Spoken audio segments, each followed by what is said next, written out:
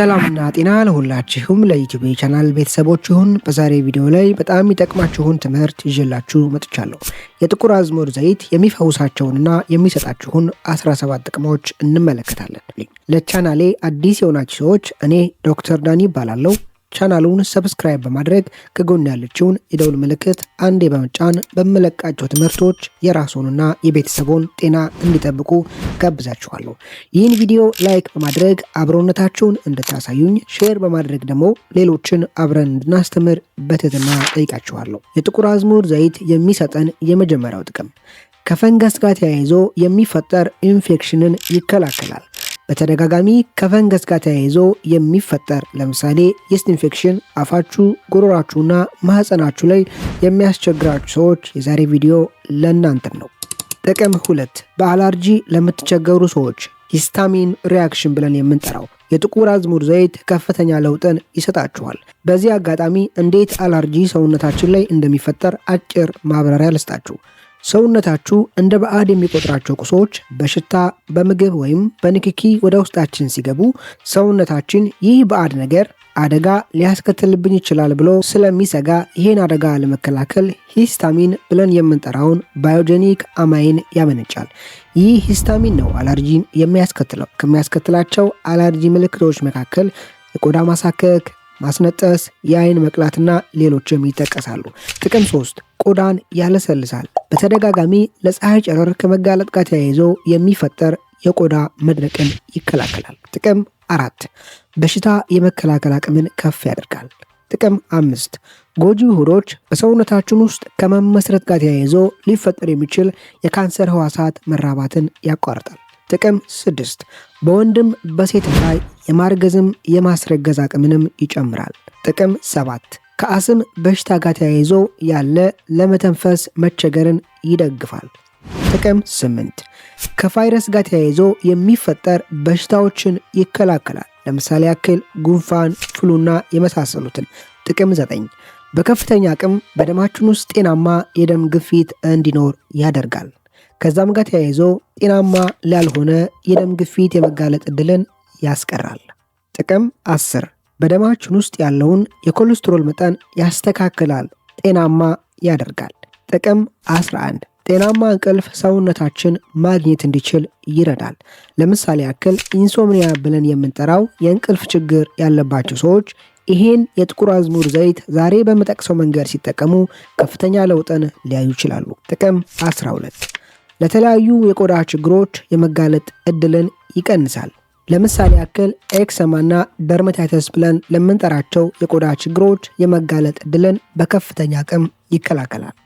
13ኛ ለስኳር በሽታ የመጋለጥ ዕድልን በከፍተኛ ደረጃ ይቀንሳል። በዋነኝነት ጤናማ የሆነ የኢንሱሊን መጠን በሰውነታችን ላይ እንዲኖር በመቆጣጠርና በሰውነታችን ውስጥ ያለውን ኢንሱሊን ሴንሲቲቪቲ ከፍ በማድረግ ያም ማለት ሰውነታችን ውስጥ የኢንሱሊን መመንጨት በሚኖርበት ጊዜ በደማችን ውስጥ ያለውን የስኳር መጠን ለመቆጣጠር በሰውነታችን ውስጥ ያሉ ህዋሳት ኢንሱሊን የሚሰጠውን ግብረ መልስ በቀላሉ ተገንዝበውና ተረድተው ፈጣን መልስ እንዲሰጡ ያደርጋል። ከዛም ጋር ተያይዞ በደማችን ውስጥ ያለውን የስኳር መጠን ኢንሱሊን በከፍተኛ አቅምና ፍጥነት መቆጣጠር እንዲችል ያደርገዋል። 14 የማስታወስና የማገናዘብ አቅምን ይጨምራል። 15 መገጣጠሚያ አካባቢ የሚፈጠር ህመምን ያስታግሳልም፣ የመፈጠር እድሉንም ያስቀራል። ለምሳሌ ያክል ከአርትራይተስ በሽታ ጋር ተያይዞ መገጣጠሚያ አካባቢ የማቃጠልና ሌሎች ህመም የሚሰማችሁ ሰዎች የጥቁር አዝሙድ ዘይት ከፍተኛ ለውጥን ሊሰጣችሁ ይችላል። ጥቅም 16 ጤናማ የወር አበባ ዑደትን ይፈጥራል። የመጨረሻው ጥቅም 17 ቀናችንን በኃይልና በብርታት መዋል እንድንችል ይረዳናል። እነዚህ በአጠቃላይ ከጥቁር አዝሙድ ዘይት የምናገኛቸው አስደናቂ ጥቅሞች ናቸው። እንዴት ነው የጥቁር አዝሙድ ዘይትን መጠቀም ያለብን? የጥቁር አዝሙድ ዘይትን በሚከተለው 2 መልኩ መጠቀም እንችላለን። የሚያስፈልገን 2 ነገር ነው፣ የጥቁር አዝሙድ ዘይትና ማር። መጀመሪያ ከጥቁር አዝሙዱ ላይ ግማሽ ወይም ሙሉ ትንሿ የሻይ ማንኪያ ጥቁር አዝሙድ ዘይትን መውሰድ። በመቀጠል በተመሳሳይ መንገድ ከማሩ ንጹህ ማሩ ላይ ግማሽ ወይም ሙሉ አንድ የትንሹ ማንኪያ ማር መውሰድ። በመቀጠል ሁለቱን መደባለቅ። ሁለቱን ከደባለቅን በኋላ ቁርስ ከመመገባችን ከ30 ደቂቃ በፊት መጠጣት። ማታ መጠቀም ካሰብን ደግሞ እራት ከመመገባችን ከ1 ሰዓት በፊት መጠጣት።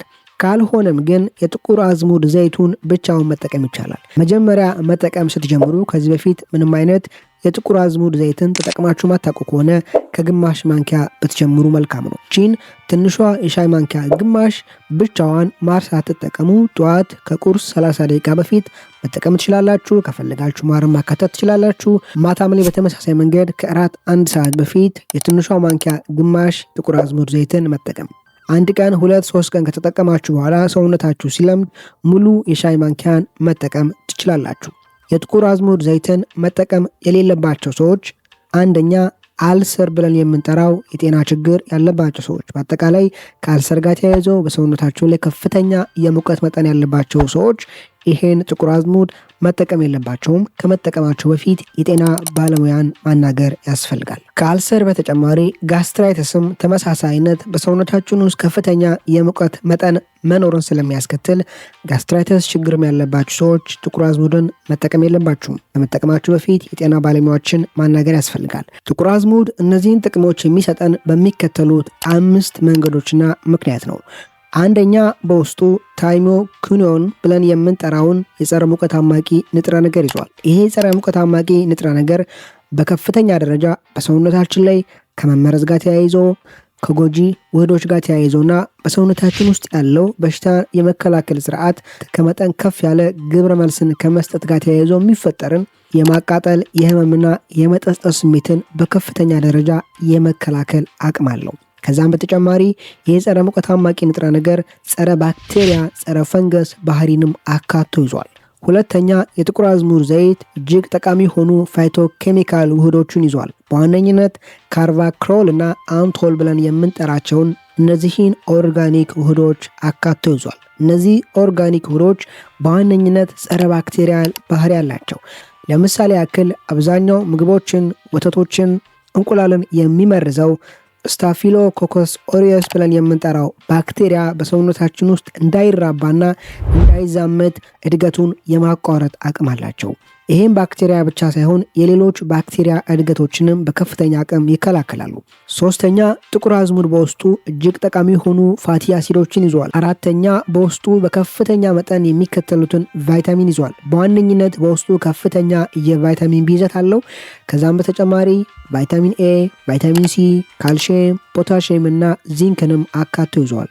አምስተኛውና በዋነኝነት የጥቁር አዝሙድ ዘይትን የተለየ የሚያደርገው ኢሚኖሞሊተሪ ኢፌክት ስላለው ነው። ያም ማለት በሰውነታችን ውስጥ ያለው በሽታን የሚከላከለው ስርዓትን በመቆጣጠር ይሄ በሽታን የመከላከል ስርዓት ከመጠን ከፍ ያለ ግብረ መልስ እንዳይሰጥም ከመጠን ዝቅ ያለ ግብረ መልስ እንዳይሰጥም የመቆጣጠር አቅም አለው። በሰውነታችን ውስጥ ጤናማ የሆነ በሽታ የመከላከል ስርዓት ግብረ መልስ በሚኖርበት ጊዜ ሰውነታችን በከፍተኛ አቅምና ጉልበት ባክቴሪያዎችን፣ የህዋሳት መመረዝንና የጎጂ ፈንገሶች፣ ባክቴሪያዎች እድገትን ያቋርጣል፣ ይከላከላል። አሁንም የጥቁር አዝሙድ ዘይትን ግን ከጠቀስኩት መጠን በላይ እንዳታልፉ። ከጠቀስኩት መጠን በላይ ማለፍ ውስጡ ላይ ከፍተኛ የጸረ ሙቀት አማቂ ንጥረ ነገሮች ስላለ ሰውነታችን ላይ ቆዳ አካባቢ ማበጥና ሌሎች አይነት ችግሮችን ሊያስከትልብን ይችላል።